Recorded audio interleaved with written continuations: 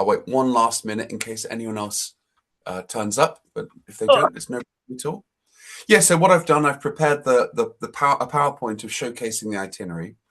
This trip is a bit unusual. It's a bit different from the other trips that I prepare, I organize normally, because the itinerary, particularly in the Highlands, is actually quite flexible. So, we can adjust it depending on the weather and how lucky we are seeing the different species of birds of paradise. Um, as you might have read in the emails that I sent round, PNG is an amazing country. It really is. But there is quite a bit you need to know about it before going, because it is quite different from most other parts of the world and most other destinations that I run these trips for. Well, I guess without further ado, let's get started. I'll keep monitoring the participant area, and if anyone else does come, well, we can add them in a moment. Okay, with a bit of luck, hopefully, can you see my screen okay? Is that coming through? yes. Yep, that's fine. Amazing. Alrighty, let's get started. So this trip, I've developed this trip over the last 10 years. I've run it, I think, 6 times, and each time made it better and better. Um, it is an awesome trip, but it's an unusual trip. It's different from every other trip that I kind of run. Before we get into the itinerary, I just wanted to provide a bit of context. Forgive me, I don't mean to be patronizing. Maybe everyone knows this already. If you do, I'm sorry. But just really quickly, to give a little bit of context. So many people confuse the fact that New Guinea is split between Indonesia on the west and Papua New Guinea on the east. So the Indonesian half was previously known as Irian Jaya, which means conquered province in Bahasa. It's now known as Papua. So Papua is the western half, which is now Indonesia, and Papua New Guinea is the separate country to the east, and obviously that's where we're going. As I'm sure you know, it's on the other side of the Wallace line. There are no primates, no monkeys, no pigs, no deer, nothing like that. It's a land originally dominated by marsupials and birds. So it's very, very, very, very, very different from Borneo, from Sumatra, from mainland Asia. And obviously, it has a lot of animals more associated with Australia than it does South America, Southeast Asia, especially the macropods, the wallabies and their relatives, and kangaroos and tree kangaroos and so forth. Yeah, there's many people incorrectly think these are only in Australia, but they're not. New Guinea is dominated by, in fact, all the big indigenous endemic mammals or native mammals are macropods there, and the tree kangaroos and so forth, and of course the beautiful birds of paradise. Now, it doesn't matter if you're a birder or not a birder; these birds of paradise just take birds to another level. So the wildlife is very cool, but culturally, this is hands down, absolutely hands down, the most culturally diverse place on Earth. So Papua New Guinea alone, just PNG, has between 780 and 850 languages, depending on how you classify them. And the other side, Papua, okay, it's not as diverse, but it has another 870 languages. And so, yeah, the ones in Papua New Guinea, there's around 8 million people, something like 780 to 850 languages split between 8 million people. I mean, it's insane. There's nowhere really on earth that even comes close to that. One of the big reasons is that, the landscape is highly, highly, highly isolated. There's these lots of little valleys that traditionally, would have their own distinct linguistic groups, cultural groups. It's very, very, very, very, very diverse. And for lots of reasons, many of the tribes were fiercely territorial. They wouldn't go into the next valley. They wouldn't trade even with the next valley. So, you had almost islands across New Guinea of these different linguistic groups that obviously has been a big factor in driving this incredible cultural differences. And this is actually in the Beliam Valley. These are one of the tribes up there, and this is the Biami, which actually David Attenborough made first contact with in the 60s and 70s. So it's a very, very diverse place. Our trip focuses on, in my opinion, one of the most interesting parts of all of New Guinea, the highlands around Mount Hagen. And this is a little bit of an overview. So we start and end in Port Moresby, the capital of Papua New Guinea. We fly up by flight up to Mount Hagen. There is actually a road, but it takes, well, really 2 days to drive there. So, it's just not practical. And so it's better to fly up there. They have really, really good planes. You'd be surprised, the infrastructure in Papua New Guinea. So Papua New Guinea is such a weird place. It's one of the poorest countries in the world in terms of GDP per capita, but it's one of the most expensive countries as well. It's such a weird place because virtually nothing is made in Papua New Guinea. Everything is imported pretty much. It's actually very, very expensive. And especially anything like flights or logistics or 4x4s are crazy expensive. The flights were set up, I believe, by the Australian, because it used to be a territory of Australia. And so they're top notch. The two main airlines, Air Niugini and PNG Air, are very, very good. I mean, they're absolutely world class planes. So don't worry, these aren't dodgy old, terrible old planes that are falling from the sky. These are really, really well maintained planes. And I think, I might be wrong on this, but I think the Aussie government still has a hand in subsidizing and helping, with the flights. I think Aussie military, is involved in that too, and servicing the planes or something like that. Anyway, we fly up from Port Moresby up to Mount Hagen, and then we use Mount Hagen as a bit of a base. So our lodge is there in the middle. It's called Magic Mountain Lodge.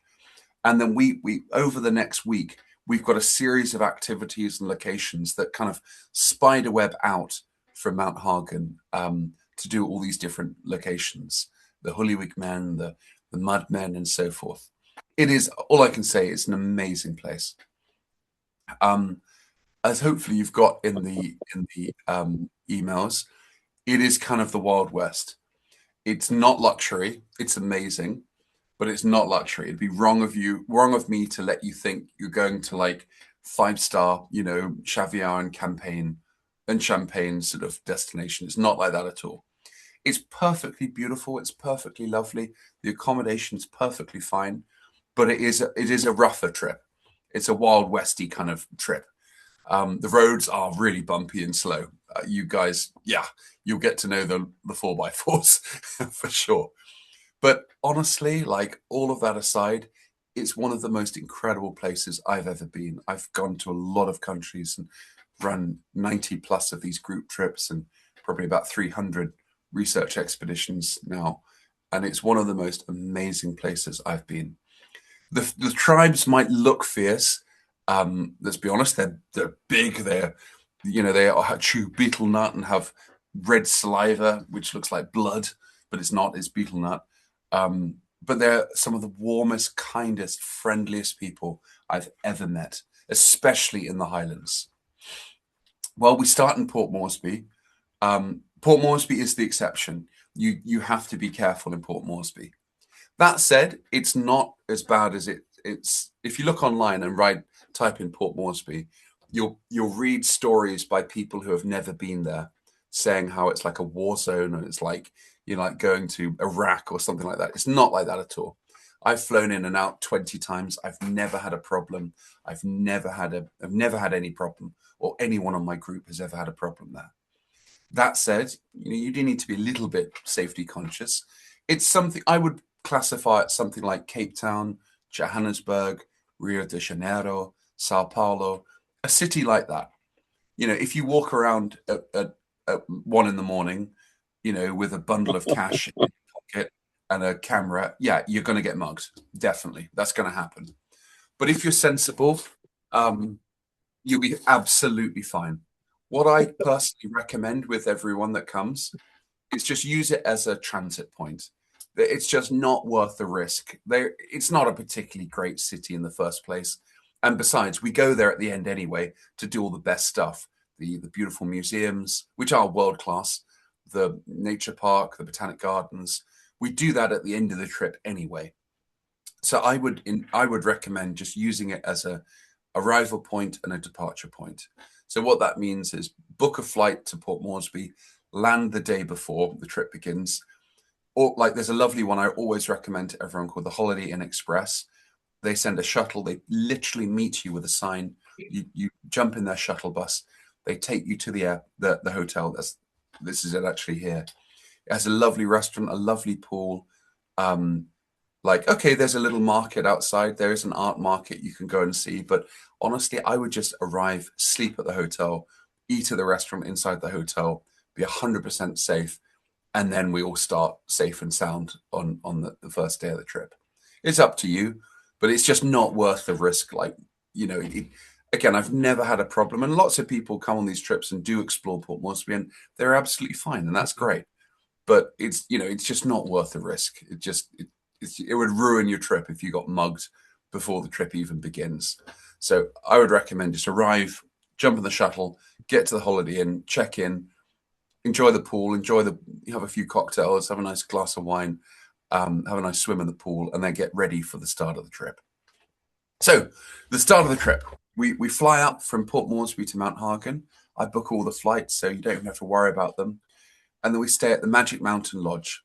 It's owned by a guy called Pim, who I've known for like 10, 15 years. He's a lovely man. It's simple, but perfectly comfortable. It's actually quite cool. We're up in the Highlands here. So it's cool at night. There isn't aircon in the rooms, but you don't need aircon. It's cool to chilly at night up here.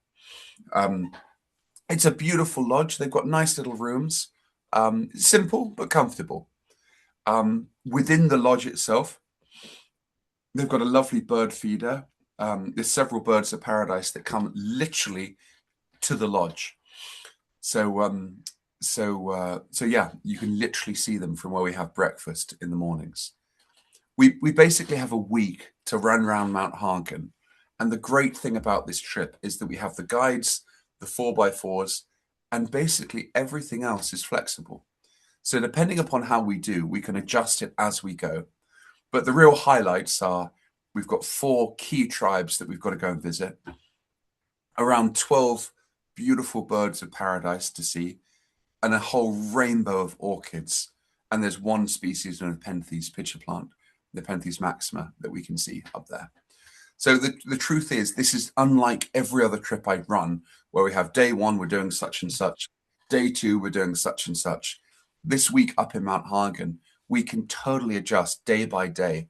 If we want to see the blue bird of paradise, if we see it the first time, great. If we don't have so much luck and unfortunately miss it the first time, well, fine, we can try again. But anyway, this is an overview of the key highlights. So each tribe does a sing-sing, which is their traditional dance and their display. It is totally authentic. They do it for us, but it's not like it's just a tourism thing. This is absolutely their tribe, their cultural sing-sing. They are incredibly proud of this. This is a big part of their culture to put on these sing-sings. So the first one is it doesn't have to be the first one, but I'd recommend the first one is the Hulliwig men that have these amazing headdresses made out of human hair and adorned with the birds of paradise feathers. They don't hunt the birds of paradise anymore. Some of these have been passed down for 50 years or more down the generations. They are really, really, really amazing people, and their drum dancers are awesome.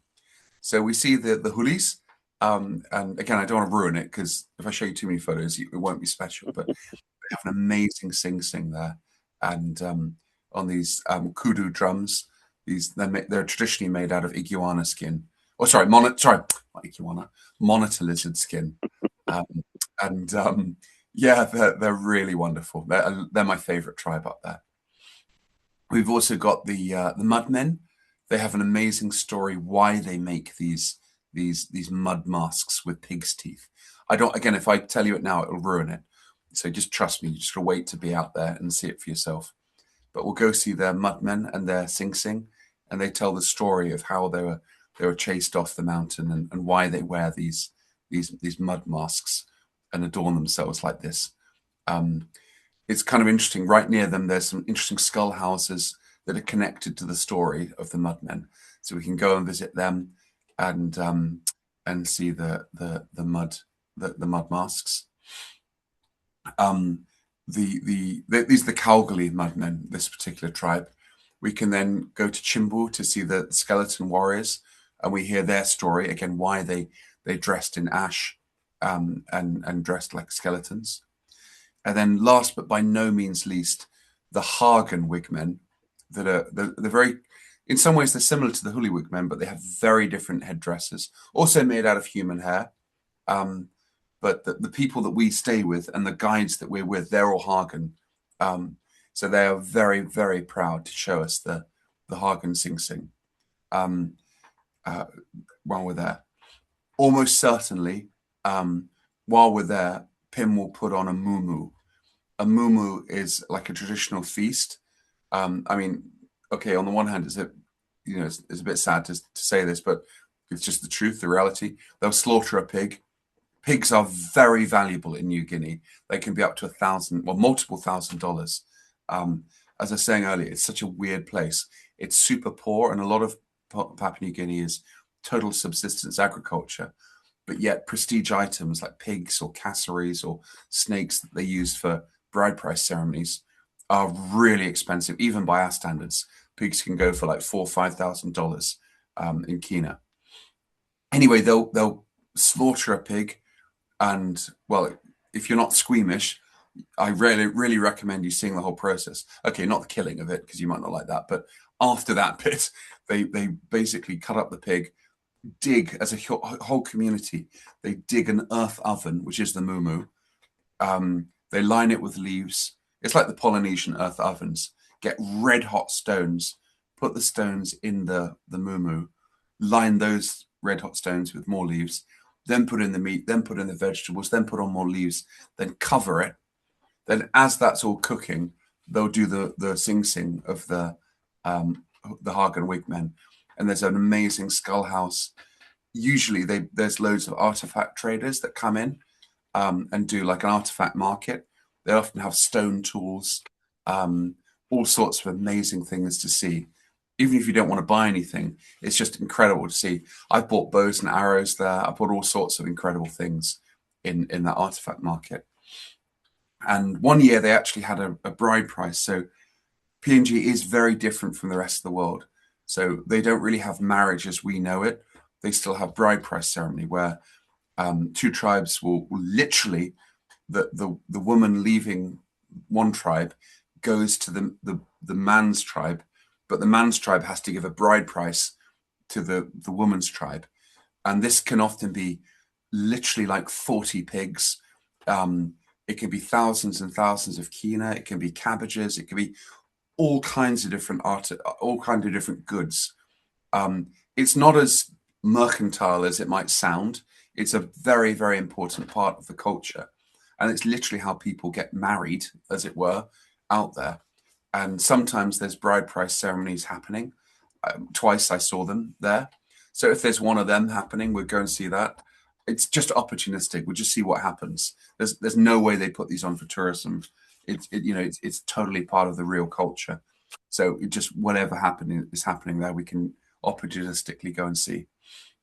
But yeah, the Hagen chief, this is him here. He's in his 70s. He'll almost certainly want to show us the skull house. He'll tell us lots of stories of his battles. And by the way, there are absolutely still tribal fights to this day. This isn't ghost story stuff. I actually went there just before COVID. One time I went there just before COVID. And within the year since I'd been there the year before, there'd been a massive tribal fight. And one of the guides, Danny, showed me he had a phone. He's like, look at these boys. And he had a photo of literally, I think it was 9, they call them boys, 9 men that had been killed from their tribe, literally on the ground. So, I mean, it is still really a part of the culture there to have these tribal wars and tribal fights. Don't worry, this does not in any way involve us. Like, you are under the protection of the tribe.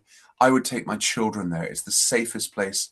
Maybe I should move off the slide of the skulls when saying that. Sorry.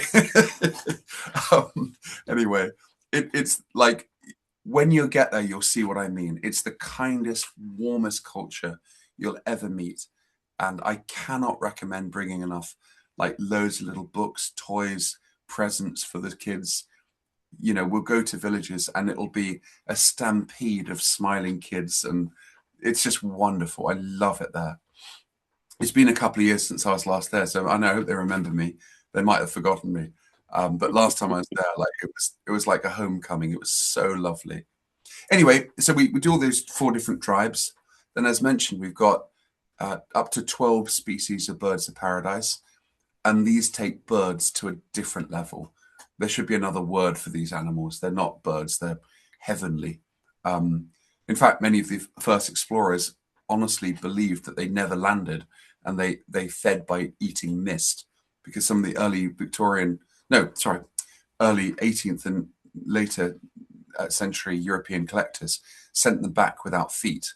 So it was even suspected that obviously incorrectly, but it was thought originally or rumored originally, that these birds lived permanently in the air and fed off mist. Of course, it's nonsense. They don't. They are regular birds, but they're some of the most beautiful birds in the world. This is the ribbon-tailed astrapia. This is the lesser bird of paradise. That's Princess Stephanie's astrapia. That's the blue bird of paradise, the Ragiana, the lesser. We could also see the King of Saxony, I believe the Magnificent, several others. We can just, try our luck each day. Some days will be disappointing. Some days we might not see anything.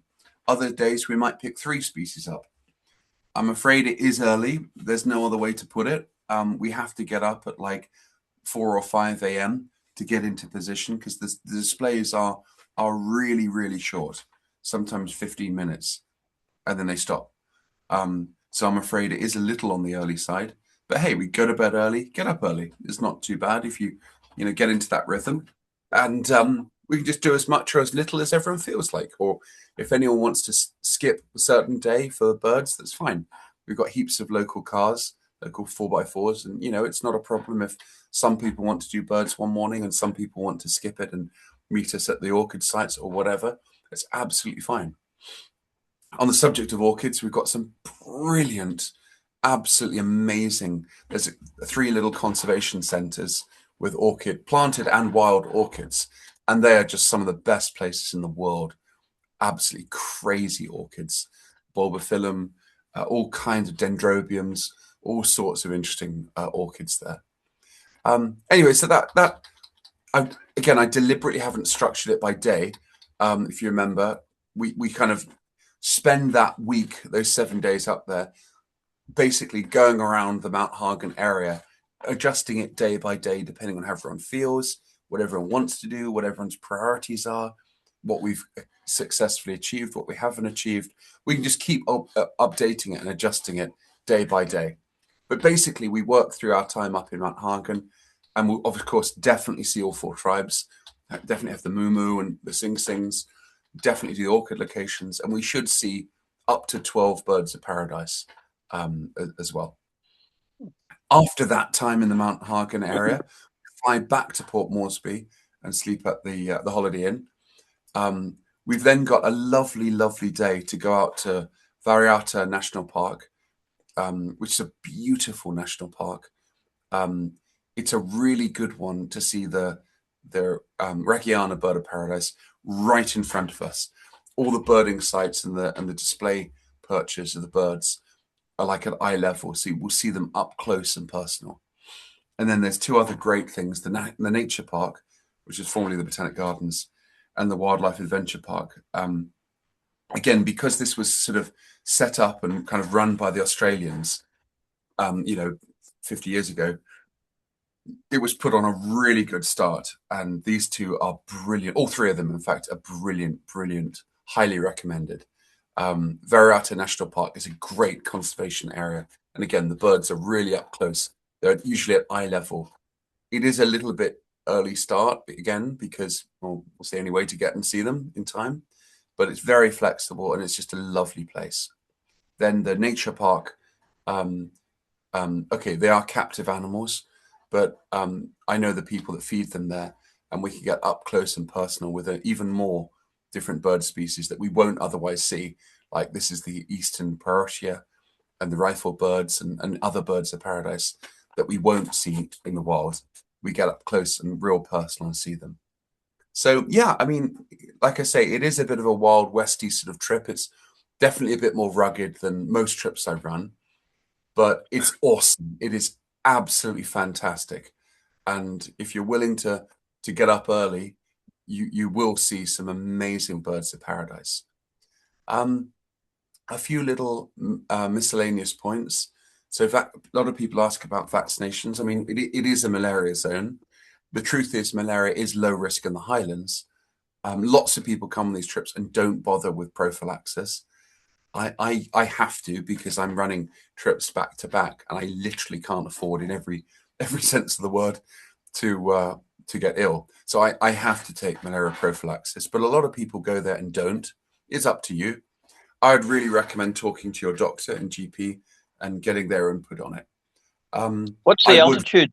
Sorry, Stuart. What's the altitude of Mount Hagen? We've, if I remember correctly, it's about 1,500 meters we land at. Then we drive up to about 2,200. So it's not serious altitude territory. It's not difficult breathing or anything like that. We're just not that high enough. But it's definitely cool. Sorry, it's more relating to the as the altitude gets higher, the mosquitoes, the Anopheles mosquitoes aren't there. Yeah, I mean, I think it is kind of borderline. I think there, or rather, there can be malaria up there, but it's definitely much lower risk, like much lower risk. You know, in fact, I know that there can be malaria up there because, yeah, I know there can be up in Mount Hagen, but it's lower risk, definitely. Yeah, so have a chat with your GP and see what they think. People do come on this exact trip and not have a problem, but again, I have to because I have to take prophylaxis because, yeah, I can't afford the time, you know, not recovering from it. My recommendation would definitely to be bring little presents for the kiddies. It's such a beautiful place. It's such lovely, friendly place. I always bring little paper pads, little balls. I mean, they don't really have toothbrush, so it's people recommend not to bring sweets and candy because, you know, the kids definitely won't brush their teeth. But then again, 1 or 2 times, I guess it's not the end of the world. But whatever. Like people generally say these days, don't bring candy, but little toys, little bouncy balls, little books, whatever. They'll love them. Or football. If you get a football and throw it, my goodness, you'll have a stampede. It's lovely. A few people have emailed asking about they might want to stay longer to do snorkel or dive trips. There's some great locations around Papua New Guinea. There's one called Lisenong, which is a lovely, lovely privately owned island with little bungalows, and it has some absolutely fantastic reefs and coral and diving and snorkeling just off the island. So I'll send around links concerning that. It is a lovely, if you want a few days to kind of decompress at the end, I can put you in contact with the owners of Lisenong and the other dive places. Or Kokobo Beach Bungalows at Rabaul is really, really nice too. And they've got some world-class diving there and very, very good operators. Totally safe, totally brilliant. Yeah, so that's my little PowerPoint. So over to you guys. If I can answer any questions or queries or anything you might like to know. I was going to say, so we meet at 9 o'clock at the airport. Is that the time, or you'll let us know? Yeah, I mean, I'm staying at the airport. Oh, what is it? Airways Hotel. Oh, that's a nice one. That's perfectly fine too. Yeah, I mean, we could just meet at the airport. I'll confirm the time of that flight. Yep, good. We just actually meet there. I mean, Airways is perfectly nice too. There's about 6 of them. There's a Hilton. There's about 6 of them. All of them are pretty much the same.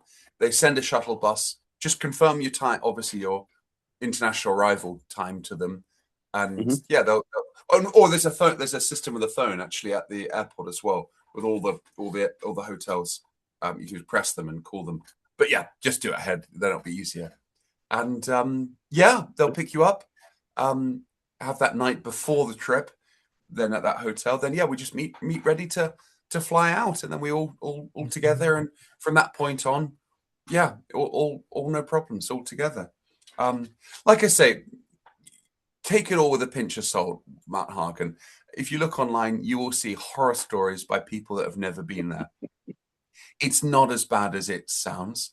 I'm not being naive. You definitely do need to be careful, but it's not the war zone that it's portrayed to be. It really isn't. Um, of course, be safe there. Of course, you should. But yeah, I've had dozens and dozens and dozens of people go do these trips. I've done lots of trips all over New Guinea, Mount Hagen, New Britain, New Ireland, the Trobriand Islands, all these different places, the Sepik River, and it's and PNG is one of my favorite countries in the whole world. It's a window into the past. It's really the last, as far as I'm aware, one of the last truly intact tribal cultures in the world. Because remember, um, well, the Papuans, the native people of the island, are the overwhelming majority there. Where else is that the case? Where else is that quite comparable? It's not in anywhere in South America. Okay, in a few countries in Africa, that is true, but the Papuans are out. This is their country. Their culture is intact there. It's a very special place. Because remember, first contact in many parts were 50s, 60s, even 70s. Pretty much recorded in living memory there. So it's still very raw, still very fresh. Like I say, it is a bit Wild Westy. It's not luxury, definitely, especially with those early starts for the Birds of Paradise. But it's such a cool place, and yeah, it's one of the most interesting trips that I've organized and I've run. The things that we'll see, you'll love it. It's a beautiful place. Cool. Very good. So I have two or three questions, if you don't mind. So Please, with pleasure. all those ceremonies with local people, Yep. probably we should give some tips. Yeah. So it doesn't have a culture like in the US of tipping. Um, Mhm. what we often do is we put some money together and buy something for each tribe.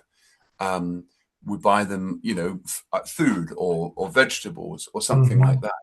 But yeah, absolutely. So, I mean, look, they'll be very, very appreciative. They'll be very, very grateful. mhm, I always tip as well on behalf of the group. But what we've done in previous groups is we bring like an envelope, all of us chuck in $20 or $50 or something like that. And then collectively, we can give each group $50 that we visit or something like that. mhm, That works really well. And it also means that each person doesn't have to try and find, $5 every day. We do it as a group, then it's super mhm. easy and more efficient. But yeah, Yeah, yeah. um, That's my question is related. How much cash should I bring for all yeah. those, let's say, expenses? Well, so everything is included in this trip. All food, all accommodation, all Yeah, yeah. flights, everything, everything, everything. The only things you need cash for is alcohol. Although there isn't really that much in Papua New Guinea. There are local beers, but they're three-horse beer, I think, isn't it?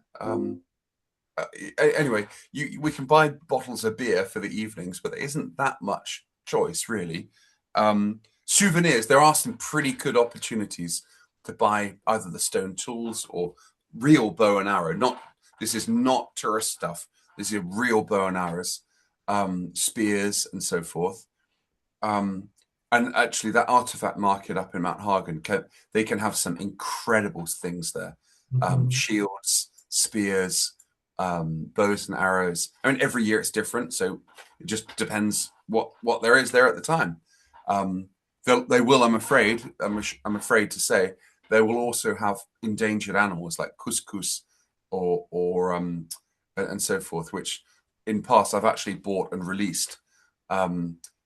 Yeah, I'm afraid again it is like the Wild West. Despite it being totally illegal, they still capture and hunt tree kangaroos to make these headdress bands for their heads. And you often, I'm afraid, see the skin of the couscous at these markets. Anyway, sorry, getting back to your point. Sorry. So beer, souvenirs, tips, that's all you really need cash for. If it were me, I would probably bring, I don't know, $100, $200. There can be some pretty cool things at those artifact markets. So I would maybe bring, maybe $100, $200 in local kina, local currency. Oh, and the beautiful kina shells. Oh, actually, I've got a load here. Hang on. So they'll sorry, I've got some here. So at that artifact market, they'll sell this was the currency, kina shells. The currency today is called the kina, as in the paper notes, but it's because of these kina shells. These are traded and are still traded. The bride price ceremony, they're still traded to this day, as is shell money. Although this is from New Britain, this is different. The Highland one is totally different from that. But yeah, you'll be able to buy. You'll definitely be able to buy kina shells and shell money if you want to up there. So yeah, depending on what you're interested in buying things like that, I would consider bringing a couple $100 in local currency in kina, and yeah, should be good. So Do they only accept kina? Well, or would they accept Australian or US dollars? PIM would, and PIM could change it for you. But in the village, they won't even know what an Aussie dollar is or a US dollar is. Like if we go to a remote village and look, they're never going to say no to money. They're never going to say, how dare you give me US dollars? You know, that's never going to happen. But the cold hard reality is many places up, particularly in the Highlands, they won't know how to use a US dollar. They won't even know what it is. Like, so it kind of helps them out to bring kina if you can. There's a very good ATM. Oh, sorry. Oh, there's okay. Yep. Sorry. There's a very, very good ATM and a bank to change money in the airport. I use it every single time. So if you want to bring cash, I wouldn't even bother until you get to Port Moresby. You can definitely 100% withdraw it, either using an ATM card like a Visa or MasterCard or whatever, or if you've got dollars, Aussie dollars or US dollars, you can definitely change that in the bank there in the arrivals area. I do it every single time. And in any case, look, I always carry like $1,000 or $2,000 extra for emergencies. So I always carry heaps of kina. So if you ever run out and needed some, I've always got some you can borrow. So don't worry, they'll be fine. Yeah. One more question regarding photography. So birds of paradise, they are so elusive or so fast. And my question is, shall I bring a tripod? Or so the thing is, they are fast and they are elusive, except when they're displaying. So the whole point of getting up early is we have to get into position. There are some hides, but some places don't have a hide at all. You stand in the open. And the local guides know exactly the tree, exactly the perch, because the birds will display every day on that exact same branch. So the problem is some of them are pretty far away. Some of them might be 40 meters on a tree. Others, like Variata, might be 5 meters away. So it's impossible to know really how close they'll be. But usually when they're doing the dance, that like the Ragiana kind of puts his head down and brings his wings up and does this whole display, and he ruffles up his feathers, and it's really amazing. And that takes like 10 minutes. So he'll be doing his little thing on the perch. They'll sometimes even be bachelor males, so males that aren't reproductive, but they're just learning from him, like following him and doing the whole thing. It's really cool. And it's also the sounds. Like if you bring a camera that can record video or sound, it's really good to film the sounds of it as well, because they're amazing. But it only lasts generally 10, 15, sometimes 20 minutes, and then it's over, and they won't do it again for the whole rest of the day. So the tripod might be helpful. I would definitely recommend a tripod. Yeah, because it goes on for quite a few minutes, and especially if they're a bit further away. Yeah, I would bring a tripod. It's a good idea, definitely. Very good. So you mentioned last question, and I am done. So you mentioned that Holiday Inn Express before the trip. Yeah, yeah. And I mean, choose whichever one.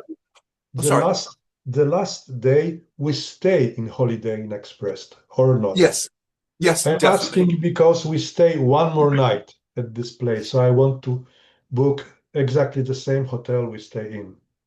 Then it's Holiday Inn Port Moresby. Yeah, exactly that one. Yeah. Okay. It's a nice place. So you will notice online, well, you'll notice everywhere, hotels are really expensive in Papua New Guinea. Like it's a rip-off, really. But it's basically there isn't a choice. Like all of them are sort of the $200 a night mark, which is ridiculous for these. In America, it would be like $80-90.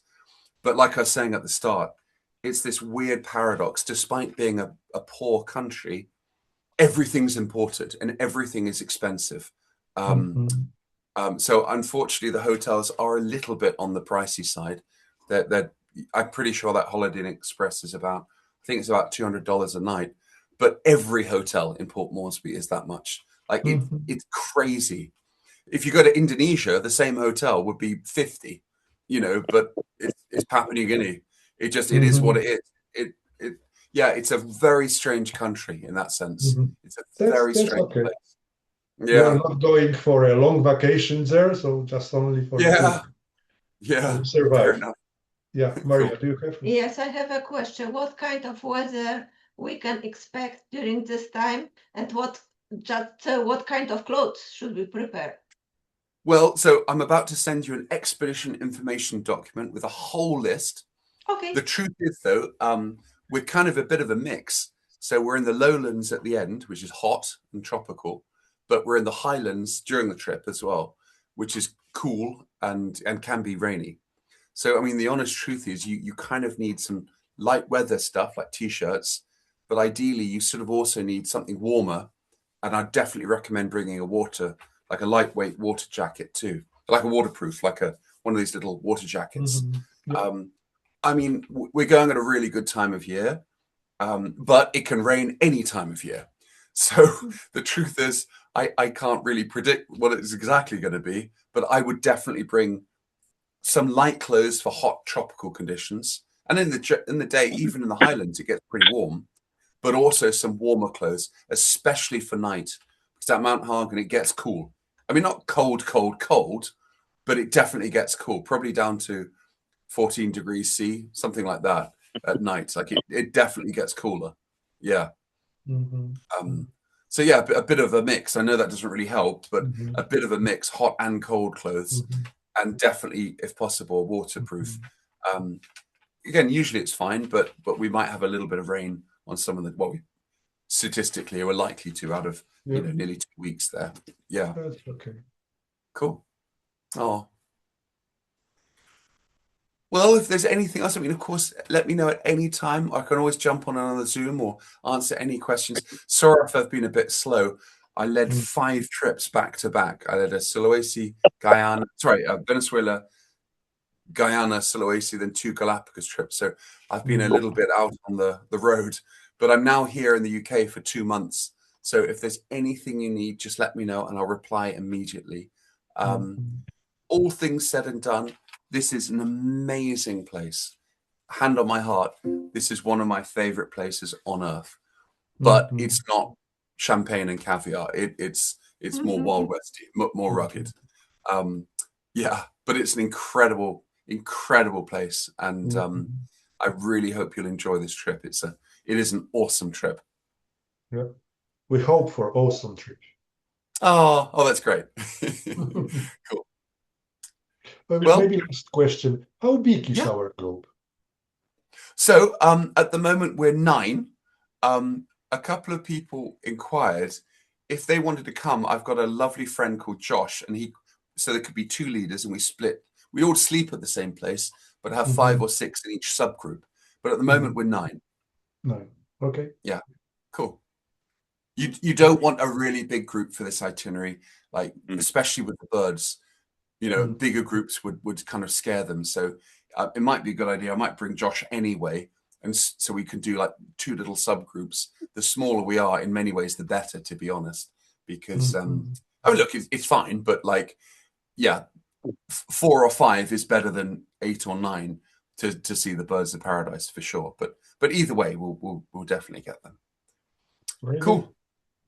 Well, if there's anything I can help with, just let me know. I'll introduce you all by email to one another and send across the expedition information document. I'll send this recording around so everyone's got that. And yeah, I guess we'll go from there. Thank you very much, Stewart. Looking forward to it. Can't wait to see you guys. I think you'll love this place. Have a lovely day. Thank you. And you. Bye. Cheers. Bye-bye. Speak soon. Bye. Bye.